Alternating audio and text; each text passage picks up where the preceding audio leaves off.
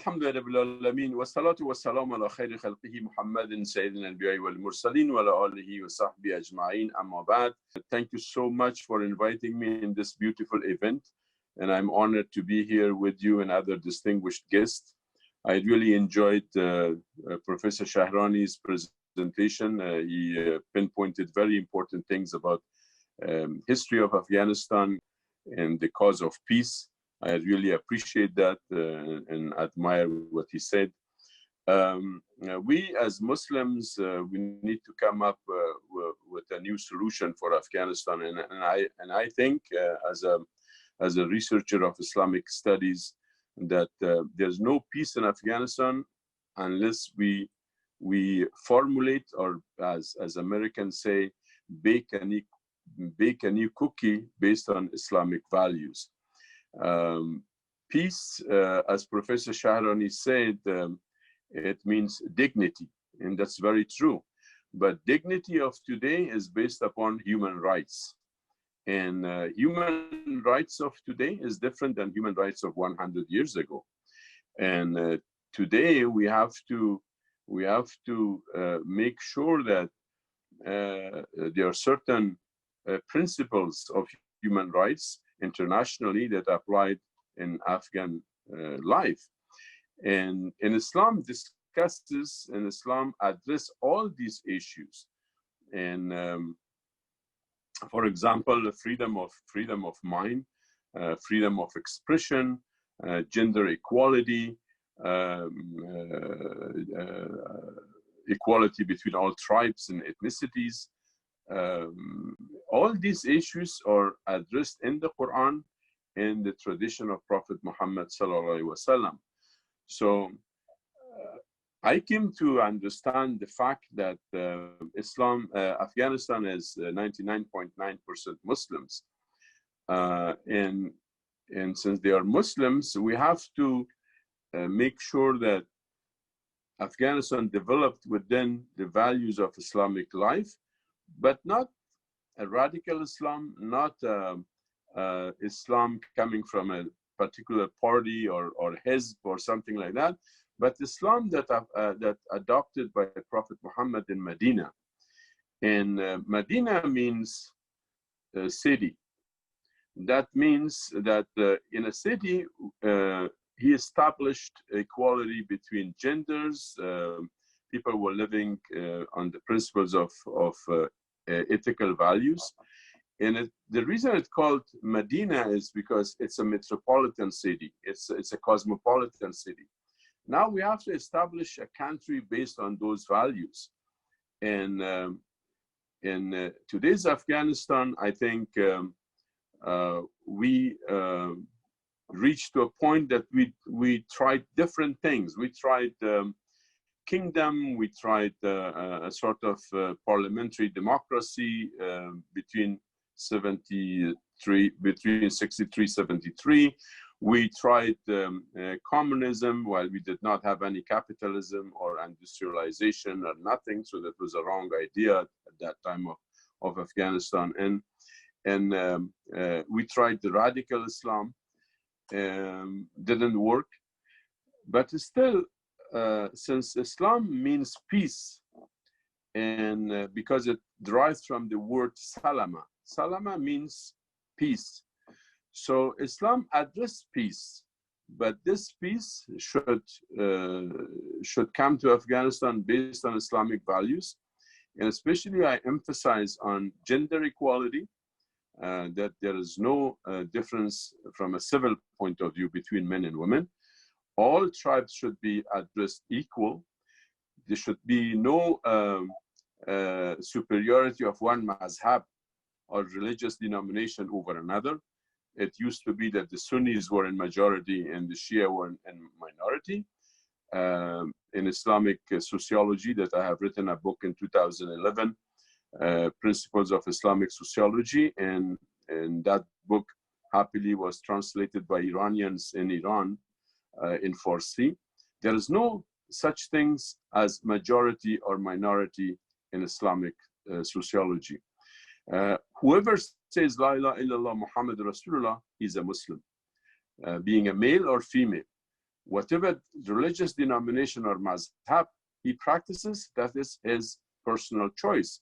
Because mazhab, or this religious denomination, they all came after the pass away of the Prophet of Islam. So we should not have quote unquote a majority of Sunni or majority of Shia. We should, all Muslims in religious denomination or mazhab should not practice in Afghanistan. It should not be a national issue, and we should not create another Syria or Iraq in Afghanistan, because now 30% of Afghanistan are Shia, 70% are Sunni. That's fine. That's beautiful. That's the beauty of our culture. We have beautiful tribes, different tribes. We have 23 ethnic group in Afghanistan. We have like more than 900 dialects in Afghanistan. We have 2 or 3 national, including Uzbek. We have national languages. These should all be treated as equal, and we should base our work on equality in all aspects of life. Because as you all know, 20th century was a century of ideology. Capitalism, socialism, communism, Zionism, liberalism. 20th century was ideological century. And that even nationalism, like Nazi in Germany and all that, that caused 2 big wars and a lot of devastation. 21st century, as the George Floyd was killed by a policeman in the United States, it's a century of equality. And that is a big example that even after 240 years, more or less, democracy in the United States, they couldn't solve the problem of race and racism in an issue. But Islam 1400 years ago rejected racism. And it says, the Quran says, "Innamal mu'minuna ikhwa." All Muslims are sisters and brothers to each other, right? And those even who are not following our deen, but according to Ali, the son-in-law of the Prophet, they are not our brothers and sisters in deen or Islam, but they are our sisters and brothers in creation. We're all children of Adam. We're all children of Eve and Adam. So we are sisters and brothers in creation. After the September 11th, I was invited to different churches and organizations and universities and this and that for presenting Afghanistan and Islam. And I was in a church. There were 200 people in that church that day. There was an interfaith program. So I was presenting Islam, and there was a Jewish and there was a Christian religious man. So the Jewish man told me that, Professor Younos, we're all cousins because of the descendant of Abraham, Isaac, and Ismail. And I said that let's take it a step further. We are all children of Adam and Eve. We are all one creation. So in 21st century, discrimination on any basis, gender or language or ethnicity or anything like that, it's just against all norms of our contemporary life. So what I like for Afghanistan and Afghanistan are free fanaticism or ta'assub, free of prejudice, and free of narrow-mindedness or tang-nazari, because these things eat up people from inside out. And we have to build a civil society. And what I'm saying to you is this, in this beautiful event that you put up, that we cannot rely or invest on old phenomenon and old issues and build an Afghanistan 21st century. Tribalism, misogyny, child trafficking, any of that negative things in Afghanistan that happened in the last 40 years now. There's no place for that in the 21st century. So I wish that everybody think for peace, but peace with dignity, as Professor Shahrani said, and this dignity is coming with human rights. I wish you all a beautiful conference, and I thank you again for inviting me in this beautiful gathering. And inshallah, if more discussion are coming in the next 1 month or two, I'll be more than happy to join your panels. And I wish you success, both of you, and I thank you and Shapur Jan for inviting me to this beautiful virtual Zoom system conference. Thank you very much.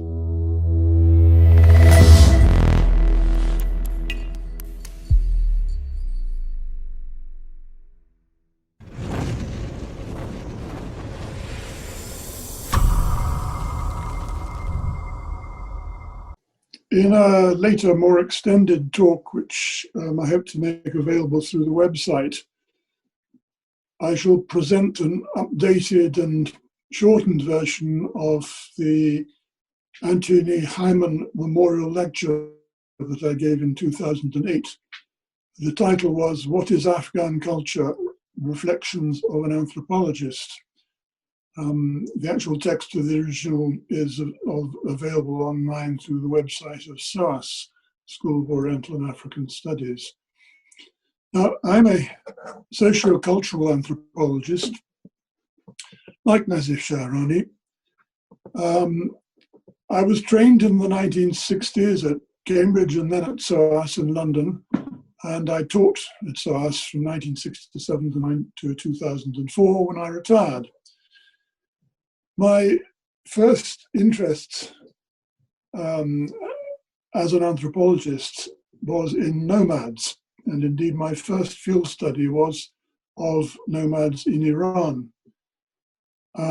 When I came to Afghanistan for the first time, I wanted to pursue a study also of nomads. And I've been, since then, I've been interested in and concerned with Afghanistan now for over half a century. My visits to the country were only in the late 1960s and the early 1970s, not since then. So I think, let me just say a little about my experiences at that time. After surveys of much of the north of the country, Nancy, my then wife, and I settled in what is now Saripul Vilayat, it was then part of Jozjan. We settled with a community of Piruzai, who were Durrani Pashtuns of the Issaaqzai tribe. They were semi-nomadic, with villages and irrigated farmlands, as well as extensive winter and spring pastures in the dasht nearby. Up to a third of the people still trekked with tents and with their flocks to summer quarters in the Walayat-e-Ghor in Larsar Jangal district. In 1991, Nancy published a substantial book called Bartered Brides on the subject of marriage and its importance in the Piruzai tribal economy and society. I've published a number of articles, and then this summer, finally, a book called Afghan Village Voices, Stories from a Tribal Community, which was a collection of texts that we recorded with our hosts, the Piruzai. This is a bit of a plug for the book, as you can probably gather. The stories in the book range widely. Some are memories of the Piruzai migration half-century earlier from their ancestral homelands in Nowzad and Musaqala in Helmand to Saripul in the north. Some are accounts of the doings of powerful khans and feuds and ethnic strife. Others are about falling in love, marriages, elopements, childbirth, and the world of the jinns. Still others are about the economy and the skills and the skullduggery that people need to survive in the conditions in which they were living. And the stories are interspersed with a variety of folk tales that echo many of the themes in the stories. Now, the book, Afghan Village Voices, is not about current or recent events, but about the lives of some rural Afghans many of whose children and grandchildren have probably been actors in more recent events. Moreover, although it's based on field research which I carried out half a century ago, I would argue, as I do in the book, that the content of the book continues to have some relevance for the future of Afghanistan. That's enough of the promotion of the book for the moment. And let me just continue and to conclude with a few words that perhaps summarize what I shall talk about at greater length in my later presentation on what is Afghan culture, or indeed the future of Afghan culture. And this is really to elaborate on the term, the English term culture, English term, the concept, which is approximated by the Persian farhang, and to say that it's a highly contested, a highly complex concept. Anthropologists like me used to claim that the study of culture was their exclusive prerogative. They were the ones, rather than sociologists or psychologists or philosophers, who studied culture. But gradually anthropologists have rather abandoned this claim, not least because of the considerable ambiguities and contradictions in the way in which culture is used as a concept in ordinary daily life in England, at any rate. And above all, the point that I want to stress is that despite our initial assumptions and what we tend to think of is that culture is quite different from politics, we have over the years learned that far from that, interpretation and manipulation of culture is and always has been a highly political matter. It's subject to intense competition, if not conflict, between different claims and different versions of culture.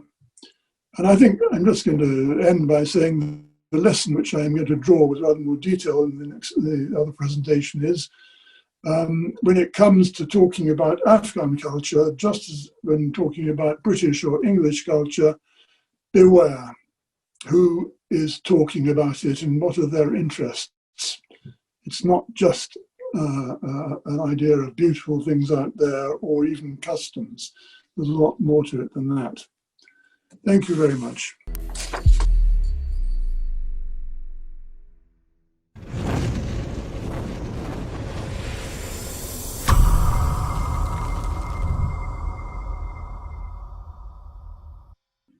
Bismillahir Rahmanir Rahim, and good evening to everyone. I feel honored to be participating at this important peace conference on Afghanistan. And I'm also grateful to Afghan Academy for inviting me to be a speaker.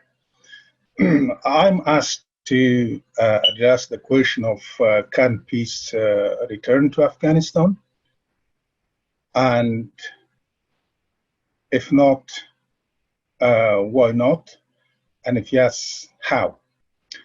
Of course, these are complex questions, and as the previous speaker did say that there are multiple players, there's a bigger picture, people, imperial power and globalized capitalism want us to fight. However, I'm more optimistic, and with regard to the first question, I do believe that peace can return to Afghanistan sooner than later. The reason I'm saying this is because peace has been a normal condition of societies. War hasn't been a normal condition of societies. Even more war-prone societies, such as ours, has lived more in peaceful conditions than in war. Of course, no doubt, conflict is also a normal condition of societies. But the problem is, conflict doesn't mean war. All societies, without any exception, have developed their own mechanisms of conflict resolution, and they resolve conflicts without letting them turn into fully fledged wars. And this is a second reason that Afghanistan has been in war for too long, and peace can now return. Because it's 10 minutes, these are my reasons that make me optimistic. And how it could return.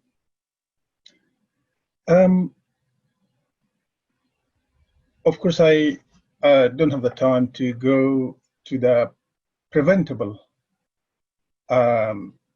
Soviet occupation of Afghanistan in 1979, and then again the preventable occupation of Afghanistan by the US in 2001, and the resultant flawed Bonn Agreement. But when Professor John Braithwaite of Australian National University and myself conducted field research in different parts of Afghanistan in 2011, we reached the conclusion that the Afghan war was unwinnable by either side of the conflict. And we reached the conclusion that it was a time that the various, mainly the two warring parties, find a negotiated peaceful solution to the war. And we argue that, of course, there are differences between the warring sides about what is national interest, what is dignity, what is human rights, and what are values, what is Islam. They have different interpretations, but it's only through dialogue and exchange of ideas that the warring parties could find common grounds. It is through dialogue that they could find grounds on which they do not agree. And it is through dialogue that could develop into trust among the two parties. But I think, as Professor Sharani eloquently explained, war has destroyed Afghanistan. It is not just a physical destruction. It has destroyed the social fabric of Afghan society, the moral fabric of Afghan society. To me, this is that we call it in Afghanistan, Birodar Kushi. So I fully agree with Professor Sharon that we are made to fight. Mo janganda mishim, mung jangawul kigu dar pashto. Nevertheless, the fact that after 9 years, we conducted this research, which was published in very reputed international journals, such as the British Journal of Criminology. It is titled Crime and War in Afghanistan, and it won one of the prestigious awards in the UK. And also it was published in Canberra Times and also in the UK. In fact, one of our articles at that time, it was really taboo to speak about peace. Our article was deliberately titled, "Is Killing Taliban a Good Idea?" And I had very hostile reactions from this.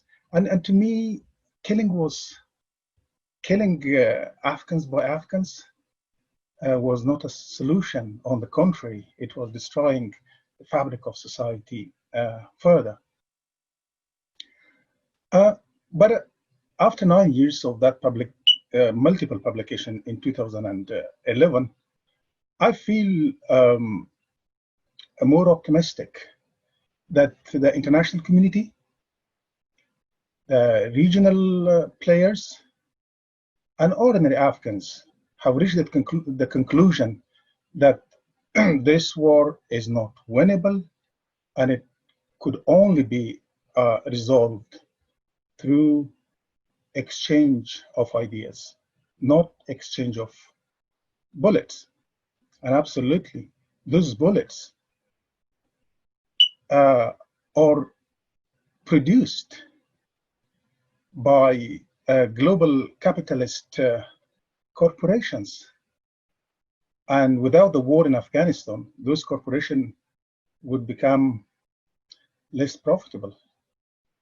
So, but that is the bigger picture. But I didn't want to go. It was already addressed. That issue was already addressed. I still again come back to my optimistic point. Now, even those global powers, regional players, and the Afghans have reached the conclusion, almost a consensus, near consensus, that we need to find a negotiated, peaceful solution to this war. And the question is how? I increasingly see much unity among ordinary people about ending the war. And the Afghan people, ordinary people, whether they are in the south or north or west or wherever they are, they now realize that they are the main victims of this war. Who are the Taliban soldiers and who are the government's soldiers? I mean, Taliban foot soldiers or the Taliban soldiers, who are they? They belong to the poorest segments of Afghan society, and they are killed, not the sons of political elites who are expensively guarded in Kabul, Doha, Kuwait, and other places. So the Afghan, ordinary Afghan people, they are more united today to end this war because they know that they are used by national circles, profiteers, businessmen of war, by regional businessmen of war, and also by global businessmen and women of war. And also Afghans, I've been following the developments in recent months. Afghans traditionally increasingly resort to the mobilization of local resources of conflict resolution, such as traditional means and institution of conflict resolution, religious institutions of conflict resolution. Because I agree with Professor Farid Younos. In fact, peace and dignity are closely connected, and it is Islam that places more emphasis on peace than war. The fact that the ordinary people are united, the fact that they realize that they are the main victims of the war, this is a strong indicator and a pressuring point on both local, I mean, when I say local, national, local elites of interest who are stake in war, that this war should end.